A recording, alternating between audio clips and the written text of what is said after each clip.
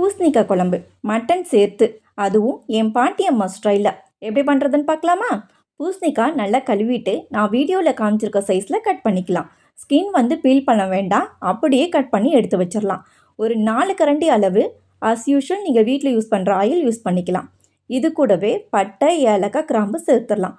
சின்ன வெங்காயம், இஞ்சி, பூண்டு, பட்டை, ஏலக்காய், கிராம்பு இது எல்லாமே சேர்த்து அரைச்ச பேஸ்ட்டையும் சேர்த்து வதக்கி விட்டுறலாம்.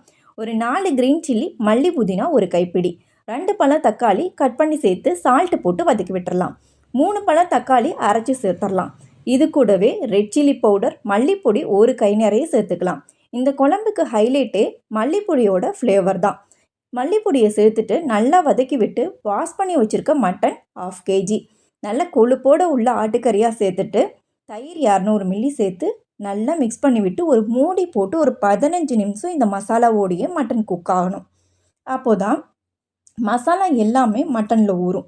தயிரோடு சேர்த்து மட்டன் வேக விடுறதுனால மட்டன் இன்னும் சாஃப்டாக இருக்கும். அண்ட் 15 நிமிஷம் கழித்து ஓப்பன் பண்ணிவிட்டு 1 டம்ளர் அளவு தண்ணி ஜாரில் கழுவி சேர்த்துடலாம். திரும்பவும் மூடி போட்டு மட்டன் ஒரு 50% குக் ஆகிற வரைக்கும் வெயிட் பண்ணலாம்.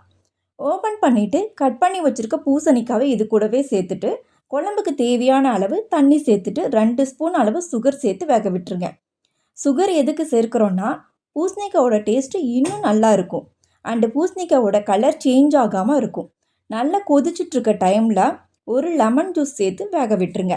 ஃபைனலாக ஒரு சின்ன ஸ்டெப்பு, குழம்புக்கு செம்ம ஃப்ளேவர் அண்டு அரோமா கிடைக்கும். ஒரு பேனில் ஒரு கைப்பிடி அரிசி, 1 ஸ்பூன் ஜீரகம், 1 ஸ்பூன் சோம்பு, 2 ஏலக்காய் சேர்த்து ட்ரை ரோஸ்ட் பண்ணி எடுத்துக்கலாம். அரை மூடி தேங்காய் மிக்சர் ஜாரில் சேர்த்துட்டு ட்ரை ரோஸ்ட் பண்ணது இது கூடவே சேர்த்துட்டு நல்லா ஒரு பேஸ்ட்டாக அரைச்சி எடுத்துக்கலாம். பூசணிக்காய், மட்டன் ரெண்டுமே வெந்துருச்சா அப்படின்னு சொல்லி செக் பண்ணிவிட்டு நம்ம அரைச்ச பேஸ்ட்டையும் குழம்போடு சேர்த்துட்டு 1 டம்ளர் அளவு தண்ணி சேர்த்து ஜாரில் கழுவி சேர்த்து விட்டுறலாம். ஒரு 10 நிமிஷம் கொதிக்க விட்டு ஸ்டவ் ஆஃப் பண்ணிடலாம். இதுக்கு காம்பினேஷனாக நெய் சோறு, பலவு சோறு, சப்பாத்தி அண்ட் பரோட்டாக்கெலாம் செம்ம காம்பினேஷனாக இருக்கும். கண்டிப்பாக ட்ரை பண்ணி பாருங்கள். பெஸ்ட்டு ட்ரையாக இருக்கும். தேங்க்ஸ் ஃபார் வாட்சிங்.